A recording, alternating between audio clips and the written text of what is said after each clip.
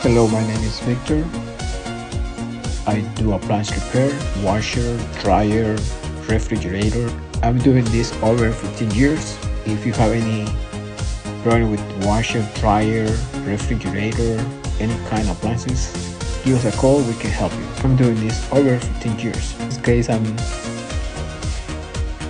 doing a repair of the dryer. The complaint is making a lot of noise. When I open it, I found the problem is with the rollers, the oil pulley, and the belt. I replaced those parts, and after that, the dryer working fine, smoothly, and quiet.